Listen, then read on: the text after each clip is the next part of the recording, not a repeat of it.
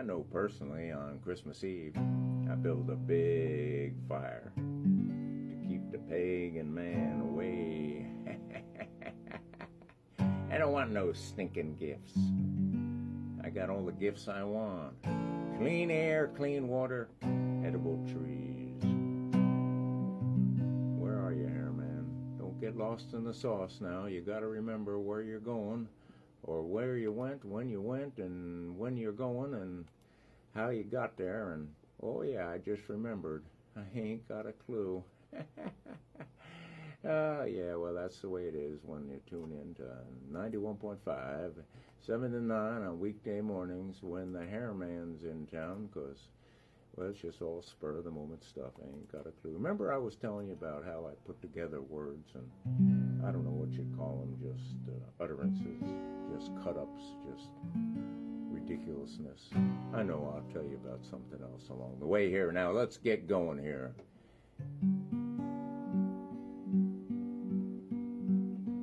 85-year-old couple were going on a holiday when suddenly the plane crashed and they both died. They've been married for 60 years, kept good health, they had a healthy diet and regular exercise. They were God-fearing, loving people. They helped their neighbors in everything they could do to stay on the right side of the law. And when they reached heaven, St. Peter took them by the hand and led them to their mansion. Decked out, it was fully stocked, a kitchen, a summer kitchen, a master bath and suite. They had their very own jacuzzi, and the wife oohed and ahed at their new possessions. The old man asked St. Peter in a very practical way, "What does this cost?" "It's all free," said St. Peter. "You're in heaven. It's all free." Next, they surveyed a lush championship golf course. It was right behind their house. They had a golf cart, and new clubs, and everything else. And they were entitled to play there night and day whenever they wanted. Of course, the old man, he wanted to know, "What are the green fees?" St. Peter responded, "It's free, it's free." Next, they went to the clubhouse and saw a lavish buffet. Oh, everything you could possibly imagine, a cuisine fit for kings all around the world and cooked to perfection. "Well, what does this cost?" the old man said to St. Peter, and St. Peter replied, "Don't you understand yet?" Peter was getting a little exasperated. "It's all free, you're in heaven." "Well, we're on low-fat, low-cholesterol diets. Where are those tables?" And St. Peter responded, "The food won't have many calories, will it?" "No, it won't." And the man looked quite worried. "Well, that's the best part," said St. Peter. "You can eat all you want, whenever you want, night and day, and never gain a single pound." With that, the old man went into a fit of anger, throwing down his hat, stomping on it wildly. His wife and St. Peter tried to calm him down, asking, "What's wrong?" And the old man looked at his wife. "This is all your fault, honey," he screamed. "If it weren't for you and your blasted bran muffins, we could have been here 10 years ago." Now we get on for the rest of the whatever it was we're doing here. We're doing something, I don't know, somewhere. Remember I was telling you how you do this and how I do it anyway.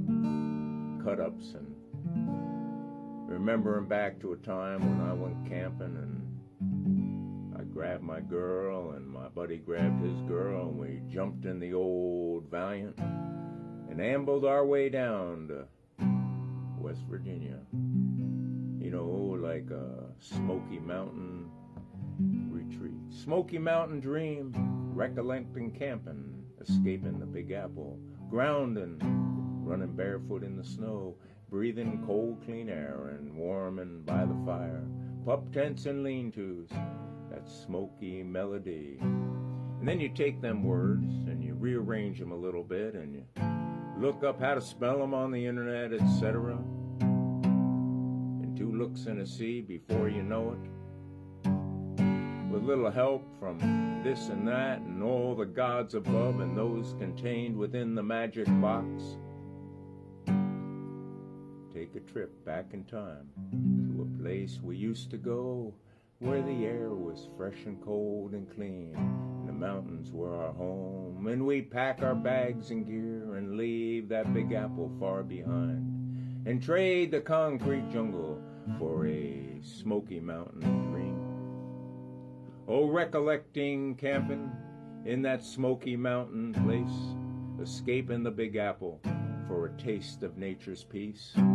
We'd ground ourselves in you-know-what and this and that, running barefoot in the snow, breathing in that cold, clean mountain air, drinking from the streams, hoping we don't get no beaver fever, warming by the fire's glow in the midst of the trees. But back then we didn't know anything about those things that could be canaried from them wild critters and all that stuff there. And anyway, in the midst of the trees we found our little slice of heaven on this earth, where our spirits could take flight. No noise, no crowds, no rush, just the sound of nature's song and all the birds a-chirping. And we'd lose ourselves all night long, all night long.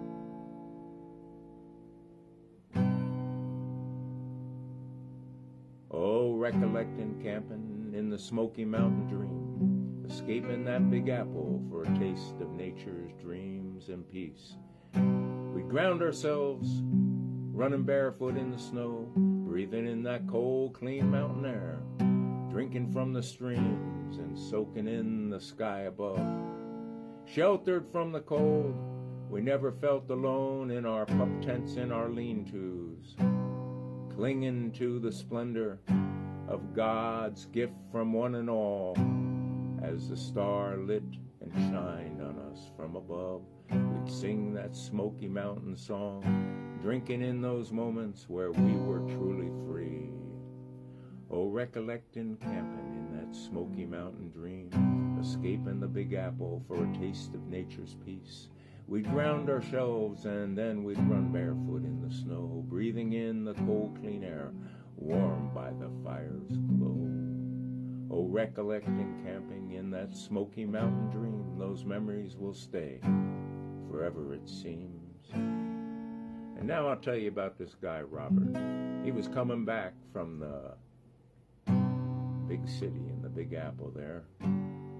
Got off the plane, and as he came through customs with his 2 sacks over his shoulder, no, he wasn't Santa Claus. The customs officer asked him what he had in the sacks, and Robert replied, "Why, I have mobile phones." And the customs officer didn't believe him and asked him to be shown, and Robert opened each sack, and sure enough, both sacks contained quite a few phones. "What are you going to do with all these mobile phones?" asked the officer.